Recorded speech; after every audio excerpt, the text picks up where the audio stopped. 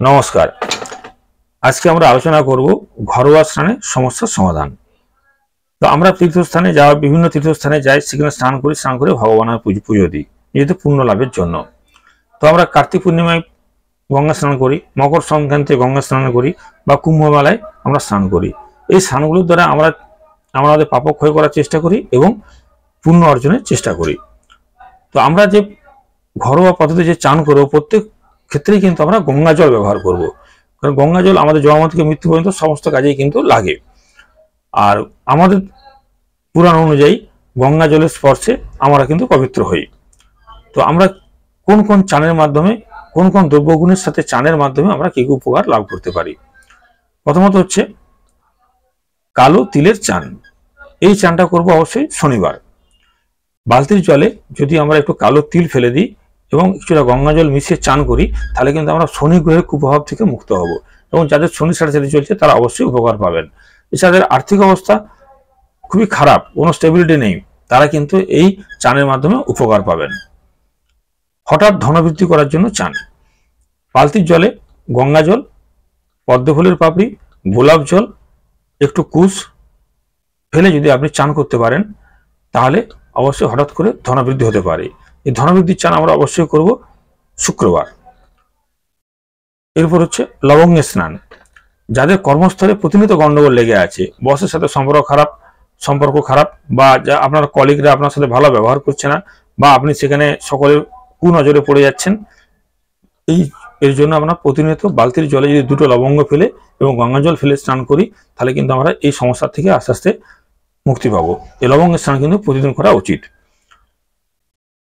যাদের সম্পত্তি নিয়ে সমস্যা চলছে, বা যারা সম্পত্তি বৃদ্ধি করতে চান, শ্রীবৃদ্ধি ঘটাতে চান, তারা কিন্তু টক দিয়ে স্নান করুন। বালতির জলে 3 চামচ টক দিয়ে দেন, একটু গঙ্গা জল ফেলে স্নান করুন।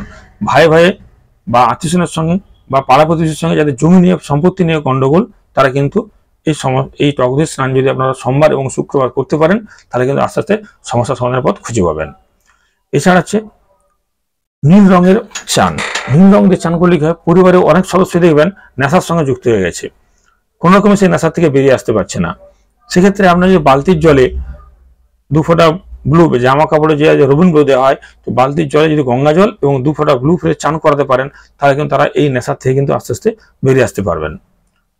লাউয়ের রসের চান। যারা গ্ল্যামার ওয়ার্ল্ডের সঙ্গে যুক্ত, যারা অভিনয় জগতের সঙ্গে যুক্ত, যারা নাচ গানের সঙ্গে যুক্ত, যারা নিজের সৌন্দর্যকে ধরে রাখতে চান, তারা বালতির জলে 3 চামচ লাউয়ের রস দেন এবং একটু গঙ্গা জল দেন, দিয়ে চান করান। দেখবেন আস্তে আস্তে আপনার সৌন্দর্য বাড়বে, বা আপনার কর্মক্ষেত্রে অনেক সুবৃদ্ধি ঘটবে। এছাড়া হচ্ছে আপনার নারকেল জলের স্নান।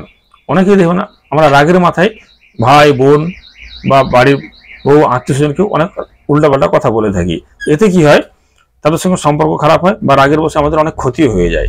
তো এই রাগ কমানোর জন্য যদি বালতির জলে নারকেল জল এবং একটু গঙ্গা জল দিয়ে স্নান করেন, তাহলে কিন্তু এই রাগ আপনার আস্তে আস্তে কমে যাবে।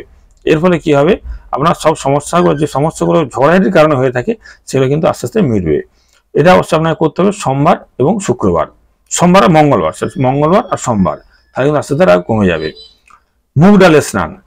বালতির জলে যদি 8টা মুগ ডাল ফেলবেন এবং অল্প একটু গঙ্গা জল ফেলে যদি বাচ্চাকে স্নান করাতে পারেন, তাতে কিন্তু বুধ গ্রহের প্রতিকার হয়। বাচ্চা যে জেদি হয়ে যায়, তার জেদি ভাব কমে যাবে, পড়ায় আস্তে আস্তে মন বসবে, বা অঙ্কের জায়গাটা অনেকটা আস্তে আস্তে ভালো হবে। যাদের দেখবেন অকারণে বদনাম হচ্ছে, বা সমাজে মাথা তুলে দাঁড়াতে পারছেন না, যেখানে যাচ্ছেন লোক আপনাকে তুচ্ছতাচ্ছিল্য করছে, তাহলে বালতির জলে গোটা পান 5 ফোঁটা ফেলে দেন, দিয়ে অল্প গঙ্গা জল দেন, সেই জলে স্নান করুন। দেখুন আপনার আস্তে আস্তে সম্মান বৃদ্ধি করবে। এটা অবশ্যই রবিবার করবেন, পারলে সব দিনই করবেন। আর হচ্ছে আপনার